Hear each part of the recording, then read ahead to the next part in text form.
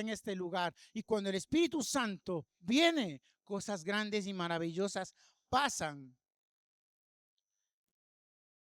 El Señor nos está hablando este tiempo a través de sus parábolas. Del Señor Jesús nos dejó su palabra para que nuestras vidas sean transformadas, para que nosotros podamos tener una vida conforme al Espíritu.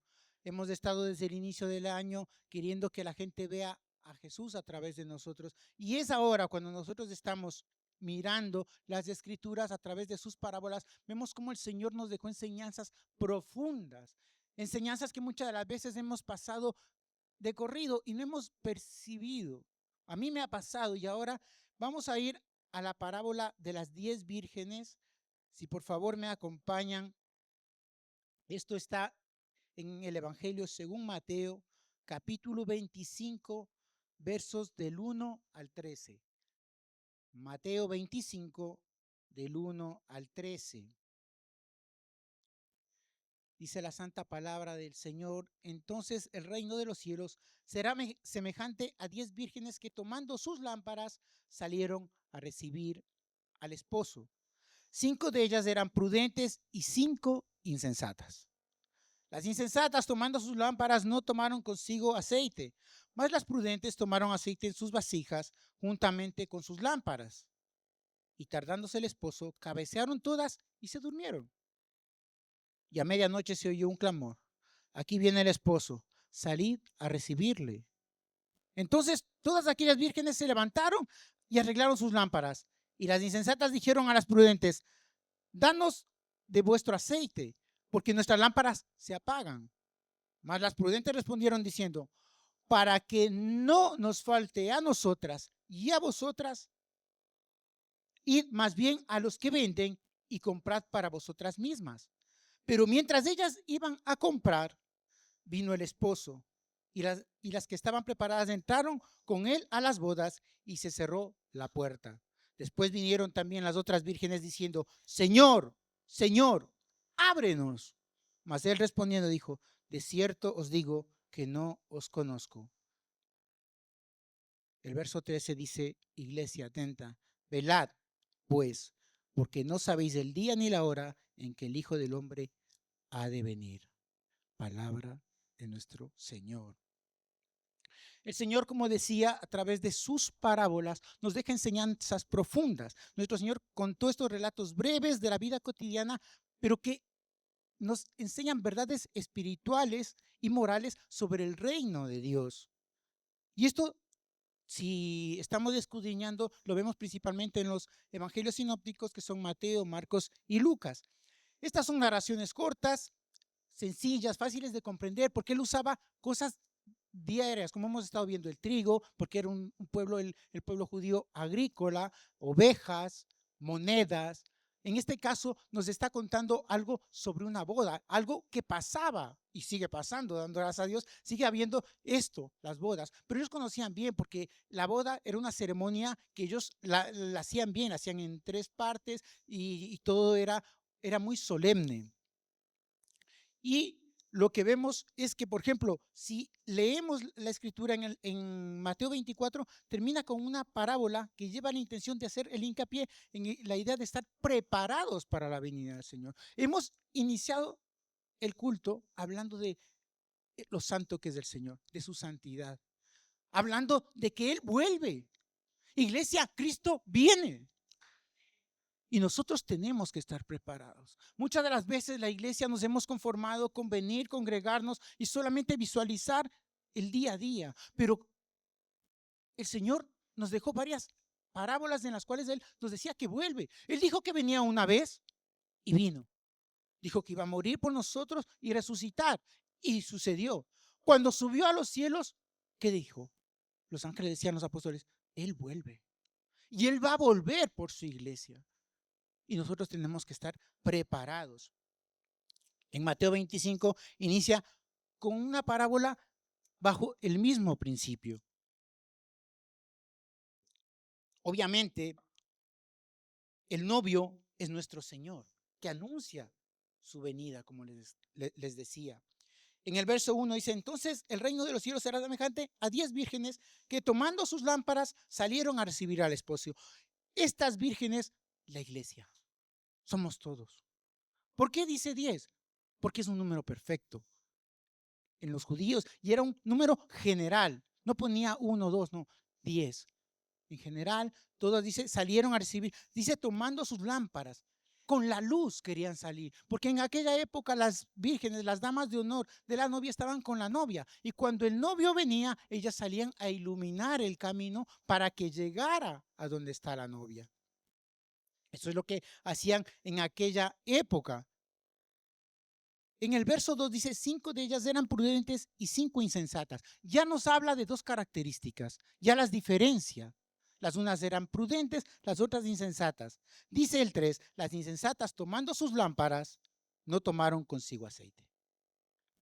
Mas las prudentes tomaron aceite en sus vasijas juntamente con sus lámparas, y tardándose el esposo, cabecearon todas y se durmieron.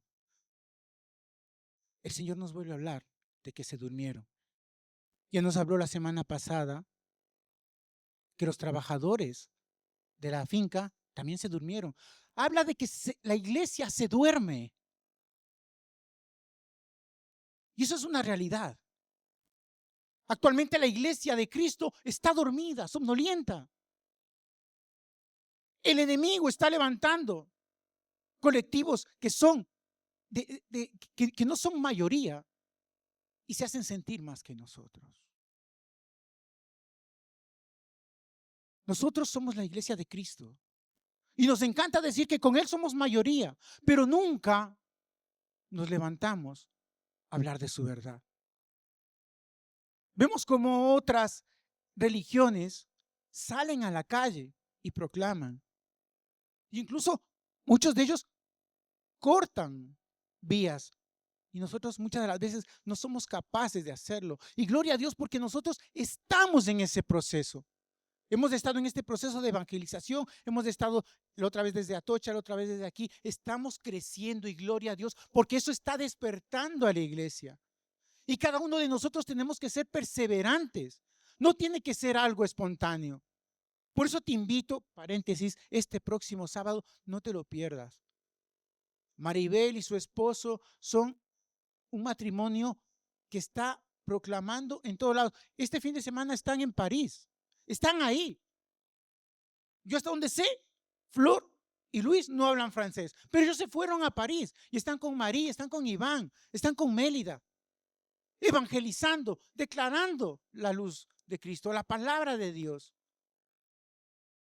No hay barreras, porque Dios quiere usar a su iglesia, quiere que su iglesia despierte. Iglesia, tenemos que despertar, tenemos que declarar la palabra de Dios a tiempo y a destiempo. Tienes un compañero de trabajo, háblale de Cristo. Tienes un compañero de estudio, háblale de Cristo. A tu vecino, a todos. Y sobre todo que ellos vean en nosotros ese testimonio de cambio, ese testimonio de fe, ese testimonio de que hay algo diferente en nosotros. Porque yo no le puedo decir a mi vecino, está mal robar, y yo estarlo haciendo. Entonces, ¿de qué estoy hablando? Tengo que ser consecuente con las cosas que hablo. En el verso 2 dice, 5 de ellas eran descuidadas y otras 5 eran prudentes. Lo pone en en la palabra de Dios para todos. Vemos como en diversas versiones dice estas 2 características que tenían las vírgenes. Por ejemplo, en la versión española de la palabra dice 5 eran muchachas descuidadas y las otras 5 eran previsoras. En la nueva versión internacional dice 5 eran insensatas y 5 prudentes, igual que en la Reina Valera. Y hay una versión que dice, en la traducción del lenguaje actual dice, 5 eran descuidadas y las otras 5 eran responsables. Da características, pero ciñéndonos a la escritura dice, nos habla de insensatas y prudentes. Insensatas y prudentes. ¿Qué es ser insensato? Ser insensato se refiere a una persona que carece de juicio y prudencia. Y sobre todo, desprecia la sabiduría divina y empieza a caminar de una manera que no es correcta. Hay eso en la iglesia. Algunos somos insensatos. Que muchas veces Dios nos está hablando y hacemos caso omiso. A eso se refiere la Escritura. A la insensatez que muchas veces decimos, venimos, nos reunimos aquí, gloria a Dios, salimos de aquí arrepentidos, renovados, salimos por la puerta y todo se nos ha olvidado. Eso, en contra de eso estaba el Señor. Porque insensatos eran los escribas, eran los fariseos, religiosos, que únicamente sabían la palabra, pero no la aplicaban. Eso es ser insensato. Ser insensato es despreciar la sabiduría de Dios, es burlarse de la enseñanza divina. Ser insensato dice que incluso cae en incredulidad, porque la incredulidad no es no voy a la iglesia, no es venir y no creer lo que Dios te está diciendo. No hay que creer en Dios, hay que creerle a Dios. ¿Y cómo demuestro que le creo a Dios? Cuando pongo su palabra por obra. Cuando yo quiero y digo, no, yo quiero tomar esa palabra para mi vida. Entonces ya dejo de ser insensato y me convierto en alguien prudente. Obran neciamente. Un insensato obra neciamente. No sigue las directrices que Dios le dice. Y muchas veces tropezamos con la misma piedra. Dios nos está hablando fuertemente y no tomamos cartas en el asunto. Pero había otras 5 que dice la Escritura que eran prudentes. Otra traducción dice que eran sabias. Llamada iglesia, ¿de dónde viene la sabiduría? ¿Cuál es la fuente de sabiduría? Dios. Dice en Salmo 111, 111 verso 10, en la Nueva Traducción Viviente, el temor del Señor es la base de la verdadera sabiduría. Verdadera. Todos los que obedecen sus mandamientos crecerán en sabiduría. Alábenlo para siempre. Todos los que obedecen. La sabiduría viene mediante la obediencia que yo tengo a la palabra de Dios. Ese es el requisito. Viene de ese temor, ese respeto a Dios. De venir a su casa y consagrarme a Él. Y decir, no, Señor, yo te quiero servir. Mi vida tiene que ser transformada. Yo quiero esa sabiduría tuya para tomar mis decisiones, no bajo la perspectiva del mundo, no bajo lo que dicen mis amigos, no bajo lo que dice la televisión, sino lo que tú dices para mí, Señor. Dice en la palabra de Dios para todos, la sabiduría comienza por respetar al Señor. Los que obedecen sus mandamientos demuestran que son inteligentes. ¿Cuántos inteligentes hay aquí? Amén, gloria a Dios. Todos son inteligentes. Porque Dios quiere eso. Quiere que nosotros busquemos estar cerca de Él. Y esa sabiduría, dice en Colosenses, vamos a ir a Colosenses capítulo 2, versos 2 al 4.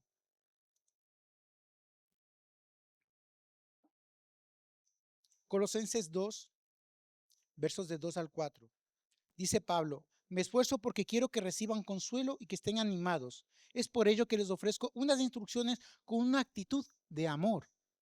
Quiero que tengan la sólida convicción que viene del entendimiento para que conozcan muy bien el plan secreto de Dios les ha descubierto ahora. Ese secreto es Cristo mismo, en quien están escondidos todos los tesoros de la sabiduría y del conocimiento. En Cristo Jesús están todos los tesoros de la sabiduría y del conocimiento.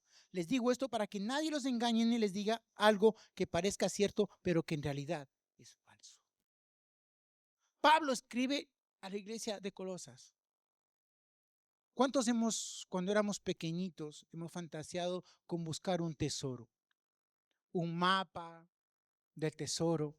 ¿Por qué? Porque queremos ese tesoro, ese regalo, esa riqueza. ¿Por qué? Porque cuando somos pequeñitos nos dice que en ese baúl que está escondido hay oro, joyas, y todos queremos eso, ¿no? ¿Cuántos hemos jugado a eso? Pero hoy Dios nos habla de un tesoro maravilloso que está en Cristo Jesús, que en Él está el tesoro de la sabiduría y del conocimiento. Solamente bajo su dirección, solamente teniéndole a Él, solamente conociéndole a Él verdaderamente, podremos tomar esa sabiduría y dejar de ser insensatos. Dice otra traducción, necios.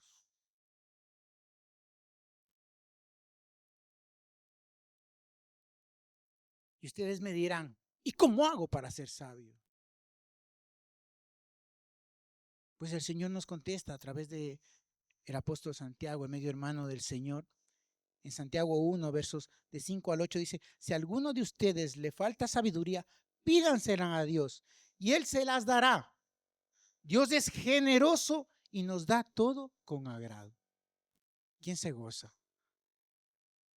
Pero debe pedirle a Dios con fe. Ese es el hándicap, la fe. Sin dudar nada. El que duda es como la ola del mar que el viento se lleva de un lado a otro. No sabe lo que quiere, por tanto, no debe esperar nada del Señor, pues el que duda es inestable en todo lo que hace. Señor, quiero sabiduría, pero me hago un maratón de Netflix. Señor, quiero sabiduría, pero estoy sumergido en las redes sociales o estoy en chismes, no sé. Quiero la sabiduría de Dios, pero estoy empapándome del mundo. Así no funciona. Y el requisito fundamental es, dice, pero debe pedirle a Dios con fe. Esa fe que le dice, no, Señor, yo creo en ti. Yo creo que tú me vas a hablar. Yo creo que tú tienes el poder de transformar mi mente para que deje de pensar con un razonamiento natural para poder vivir una vida espiritual. Esa es la fe. La fe que le creemos a Dios. La fe que dice, no, yo creo que esta palabra me va a transformar. Porque si transformó la vida de mis hermanos, también lo va a hacer con la mía. Si transformó la familia de mis hermanos, va a transformar la mía. Esa es la fe, de creerle a Dios. Porque dice que si no, no debemos esperar nada. Si vamos dudando, timoratos, ¿será o no será? El Espíritu Santo hoy está aquí. Le creen 5. El Espíritu Santo hoy está aquí. Él está aquí. Y hoy le puede decir, Espíritu Santo, ministrame. He estado cometiendo cosas que me hacen insensato. Yo quiero ser prudente. Quiero ser sabio. Quiero que tú vengas y rompas en mí toda estructura que no me permite avanzar. Me rompas toda cadena que me está atando o anclando al pasado o peor, al pecado. Que aquello que no puedo soltar, hoy tú vengas y rompas, dame esa sabiduría para saber tomar decisiones. O incluso romper con amistades que no me hacen avanzar. Y amada iglesia, ¿cómo viene la sabiduría? Dice que la fe. ¿Y cómo viene la fe? Por, a ver, fuerte. Por oír la palabra. Continuamos en Colosenses 3:16. En la nueva versión internacional dice que habiten ustedes la palabra de Cristo con toda su riqueza. Instruyanse y aconséjense unos a otros con toda sabiduría. Canten salmos, himnos y canciones espirituales a Dios con gratitud de corazón. Es decir, hay que ser agradecidos. Pero me encanta el verbo que aplica el pasaje es habitar. Cuando la palabra de Dios está tan presente en nuestra vida, es que vive literalmente dentro de nosotros. Y eso es lo que nos dice Pablo. Dice que habiten ustedes la palabra de Cristo con toda su riqueza. O sea, el tesoro ya vive en mí. Tomo decisiones conforme a su palabra.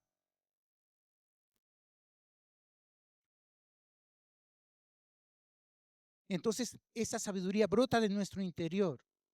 Y esa sabiduría no solamente me bendice a mí, sino dice que bendice a todos los demás, porque dice que, dice, instrúyanse y aconséjense unos a otros con toda sabiduría.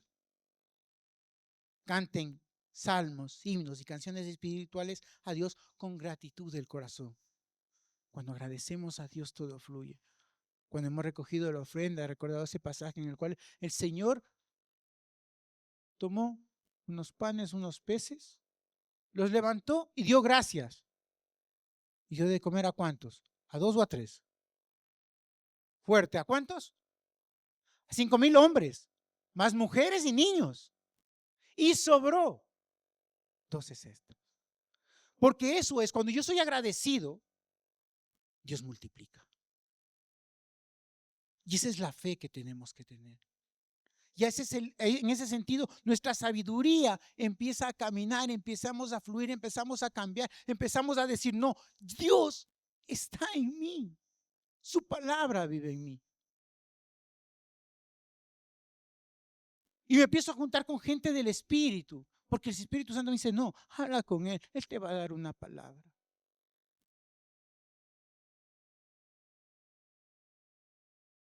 Y Dios me da la capacidad de ministrar a otros. Y Dios me da la capacidad de darle una palabra de vida a mi compañero que está pasando una situación desesperada. Dios me da esa capacidad por la sabiduría depositada en mí a través de su palabra. Amada iglesia, y cuando nosotros adquirimos esa sabiduría del cielo para dejar de ser insensatos y ser como esas vírgenes prudentes, esas vírgenes sabias, es que esa sabiduría nos empieza a conducir a nosotros. Y nosotros tenemos que empezar a dejarnos conducir por Dios. Porque Él sabe, Él nos creó y Él sabe hacia dónde nos quiere llevar. Él sabe cómo tenemos que actuar. Es como cuando ponemos el GPS, que mi mujer muchas veces me dice, ¿para qué pones el GPS si luego vas por donde quieres?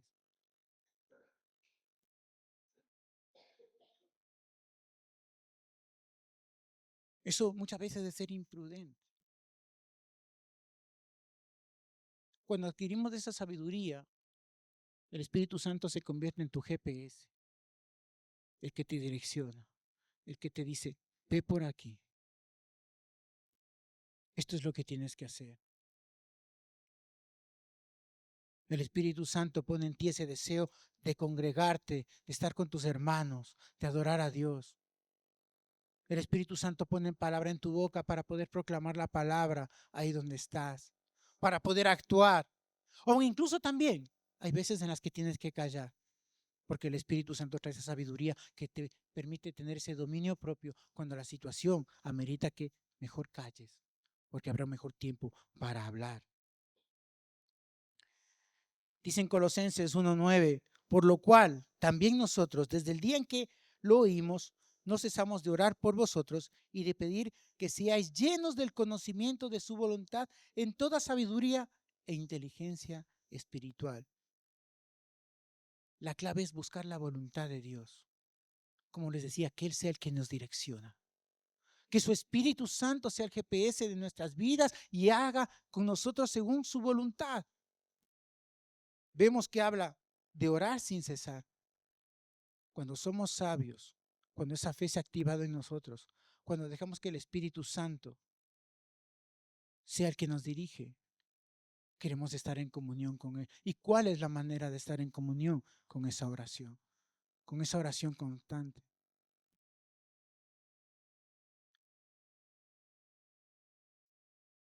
Tengo un momento para algo, me pongo a orar.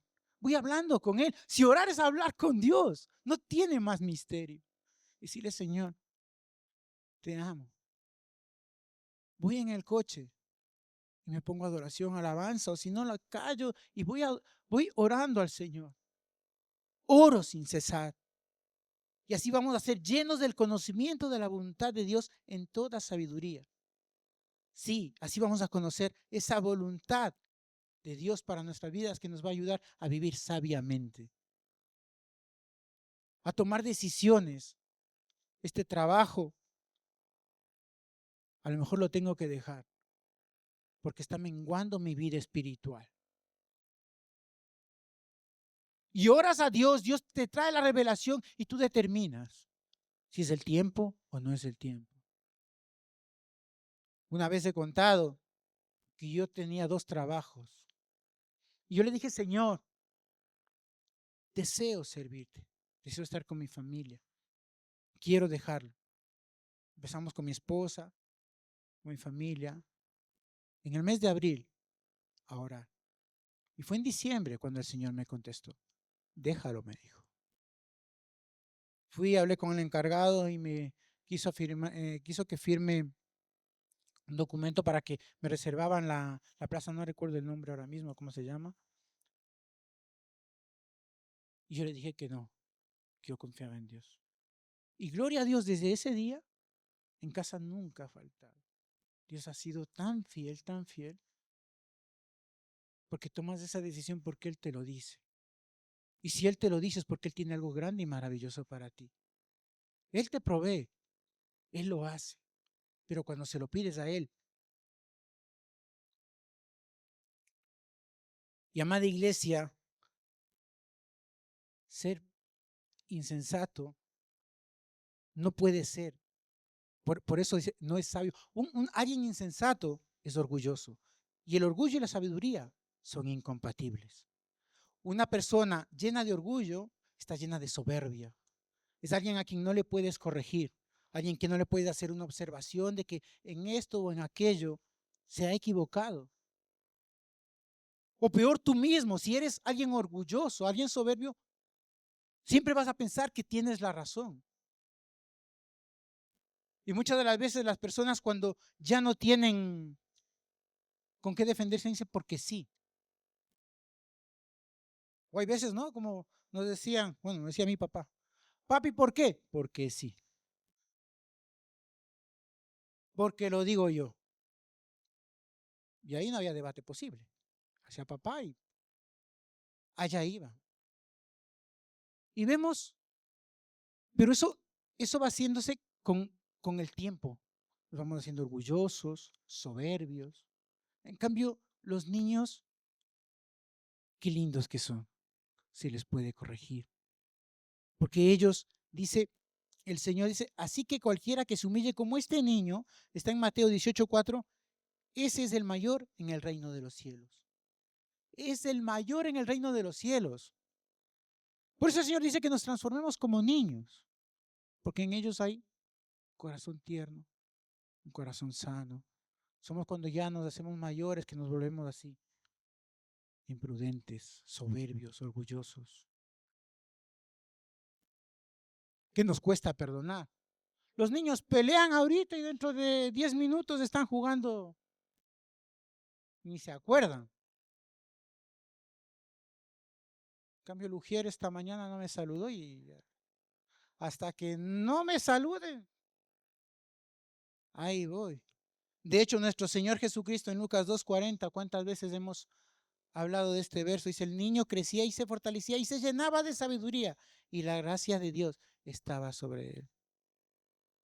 El versículo que hemos estado tratando desde principio de año nos muestra ese Cristo humilde, ese Cristo que no es orgulloso. Dice en Filipenses capítulo 2, versos de 5 al 8, dice, tengan la misma actitud que tuvo Cristo Jesús. Aunque era Dios, no consideró que el ser igual a Dios fuera algo a la cual aferrarse. En cambio, renunció a sus privilegios divinos, adoptó la humilde posición de un esclavo y nació como un ser humano. Cuando apareció en forma de hombre, se humilló a sí mismo en obediencia a Dios y murió en una cruz como morían los criminales. La primera vez vino de esa manera, pero la venida que va a venir, lo hemos hablado ya en Apocalipsis, va a venir como un rey a por su iglesia. ¿Le estamos esperando? Gloria a Dios. Y vemos cómo estar llenos del Espíritu Santo es tan importante en nuestras vidas. Porque cuando estamos llenos del Espíritu Santo, aun los que no nos tienen mucho aprecio, cuando somos sabios y nos llenamos del Espíritu Santo, aun los que no nos tienen mucho aprecio, empiezan a cambiar. Vamos a ir al libro de Hechos, capítulo 6.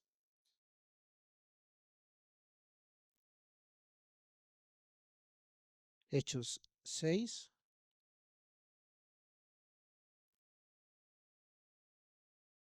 Y vamos a leer desde el verso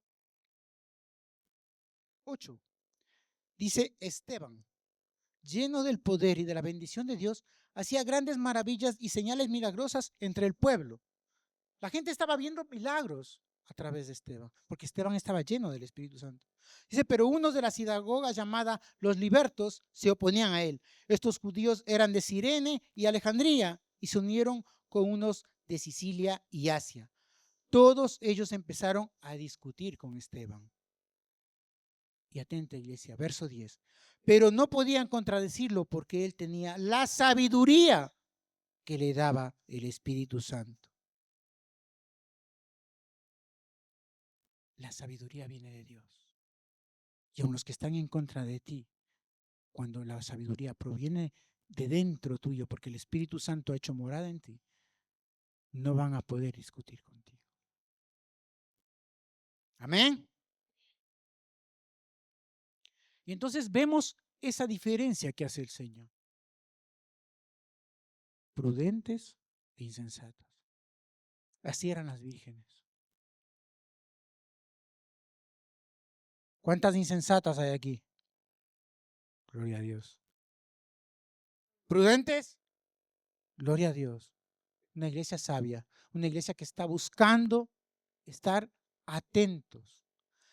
Dice el verso 6, y a medianoche se oyó un clamor. Aquí viene el esposo, salid a recibirle. Entonces todas aquellas vírgenes se levantaron y arreglaron sus lámparas, y las insensatas dijeron a las prudentes: dadnos de vuestro aceite, porque nuestras lámparas se apagan. Mas las prudentes respondieron diciendo: para que no nos falte a nosotras y a vosotras, id más bien a los que venden y comprar para vosotras mismas. Que vayan al chino de la esquina y lo compren, le decía. Pero también pero mientras ellas iban a comprar, vino el esposo, y las que estaban preparadas entraron con él a las bodas y se cerró la puerta. Después vinieron también las otras vírgenes diciendo: Señor, Señor, ábrenos. Mas él respondiendo dijo: de cierto os digo, no las conozco. El aceite que enciende la llama es el Espíritu Santo.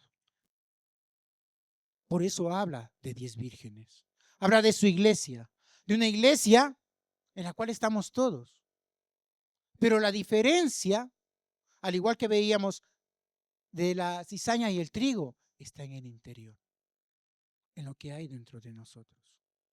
Si vivimos una vida religiosa que solamente es, como decía ayer la hermana Verónica, asistimos a eventos o vivimos procesos.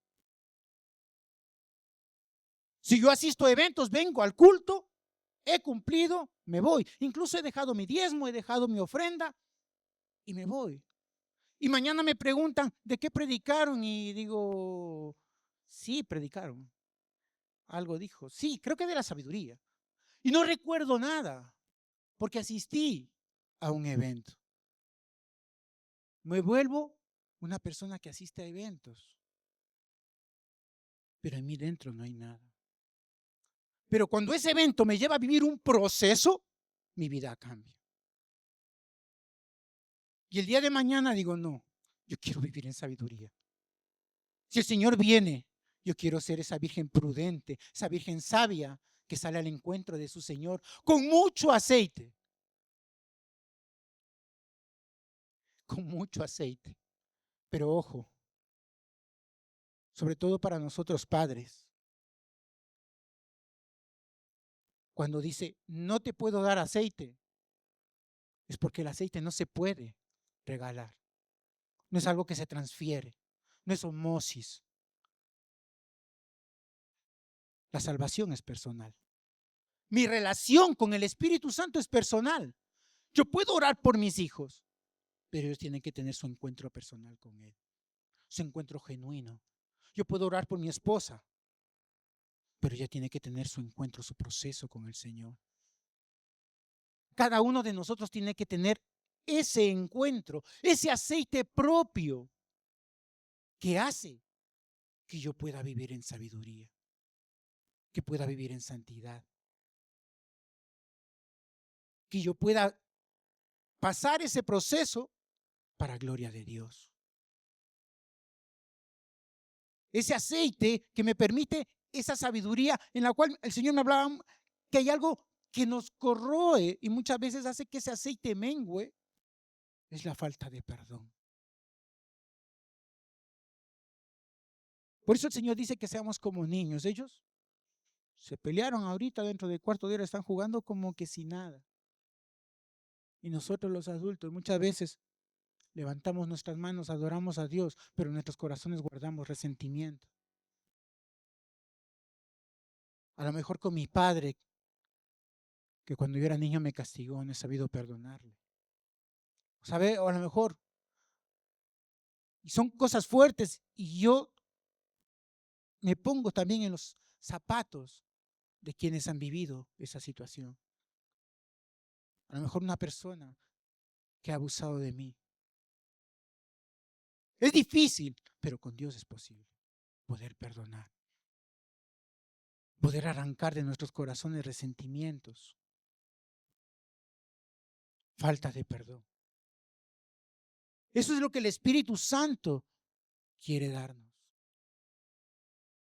El Señor nos habla del que se hicieron dos casas, ¿no? Uno que fue sabio y lo hizo en la roca, y el otro que fue necio y lo hizo él. Las casas se ven iguales, como ayer veíamos la gráfica. Por arriba vemos un edificio maravilloso, pero solamente Dios, el Espíritu Santo, sabe lo que hay en mi interior. ¿De qué está hecha mi relación con Él? Si está fundamentada en la roca, solamente en asistir a eventos. Porque eso dictamina hacia dónde voy. ¿Dónde fundamento? Y entonces el Señor en su palabra nos dice lo que tenemos que hacer. Esperarle a Él, su segunda venida. ¿Cómo? Gastándonos por Él.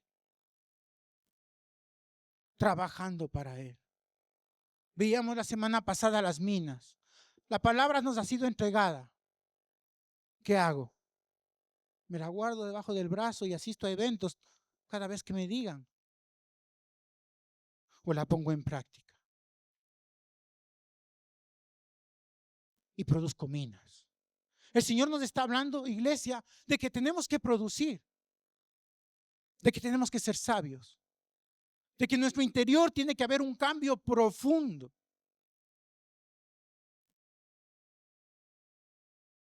Y como más de una vez he dicho, el Señor me está hablando primero a mí.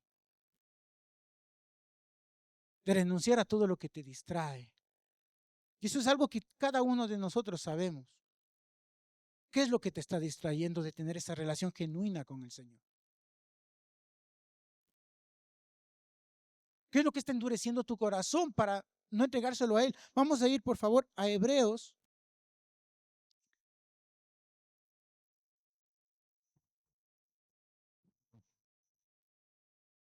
Hebreos capítulo 3, verso 15, me parece que es. Dice, entre tanto, ¿qué se dice? Si oyeres hoy su voz, no endurezcáis vuestros corazones como en la provocación. Un corazón endurecido no permite que el aceite del Espíritu Santo penetre. ¿Por qué utiliza el aceite? Porque el aceite sana. El aceite restaura. Dice que el aceite en la antigüedad, en los tiempos de Jesús, servía para sanar heridas. Nos habla de eso la Escritura, de sabiduría, de prudencia, de amar la presencia de Dios, de buscar y ser intencionales en lo que tenemos que hacer. Y cuando somos intencionales en buscarle, Él te dice, te quiero para mi reino. Quiero que te gastes para mí.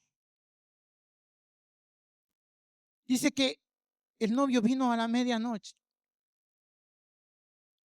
Le sorprendió. Amada iglesia, si el grupo de alabanza puede ir pasando, puede ir subiendo. En esta vida tenemos oportunidades. Hay veces que se nos puede dar una segunda oportunidad, una tercera oportunidad, pero hay veces que no. Hoy, como dice la Escritura, no endurezcamos nuestros corazones, sino que busquemos de su presencia.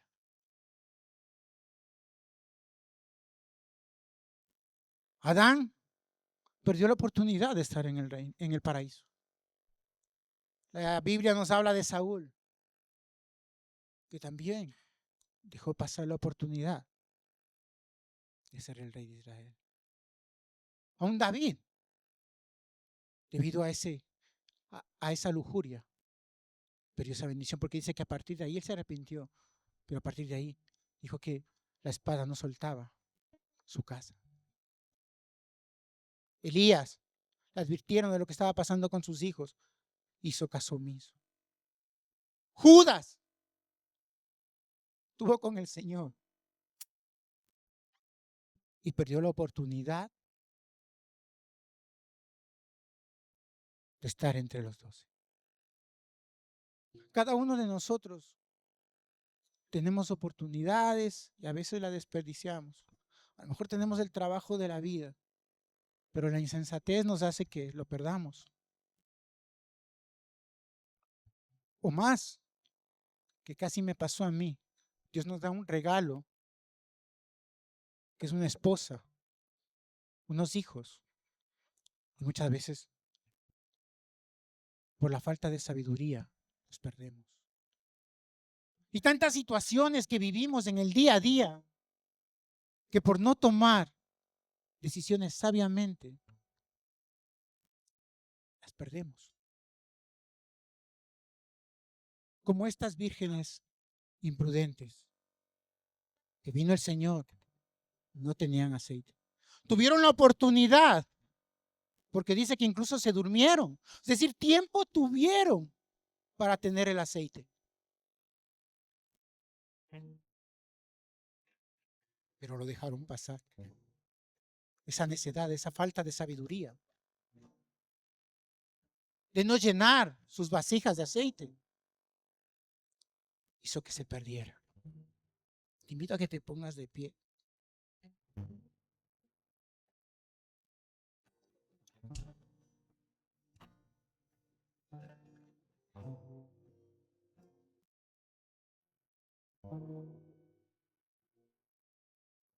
Nuestro Padre Celestial nos ama. Y hoy nos dice que tenemos la oportunidad de sellar eso con Él. Hoy si tú dices, yo tengo la lámpara, pero no tengo el aceite. Y yo quiero ese aceite. Yo quiero que ese aceite penetre en mí. Y quiero tenerle porque si el Señor hoy viene, yo quiero irme con Él. Quiero entrar a esa boda. Porque, amada iglesia, el último verso, uno lo lee y se te hiela la sangre. Verad pues, porque no sabéis el día ni la hora en que el Hijo del Hombre vuelve. Dice el anterior, más respondiendo dijo, de cierto os digo, que no os conozco. Imagínate que viene el Señor y te dice, no te conozco. Por eso dice, velad. Tenemos que estar velando cada día, cada instante, porque no sabemos cuándo vuelve. Si quieres, hoy puedes venir aquí delante. El altar está abierto. Y decir desde hoy, yo me quiero gastar por ti, Señor. Yo quiero servirte. Yo quiero tomar ese aceite para mi vida y tener mi vasija llena. Mi vasija rebosar. Porque anhelo estar en esa boda cuando tú vengas. Puedes pasar aquí delante. Bendito Dios, bendito Padre, amado Señor.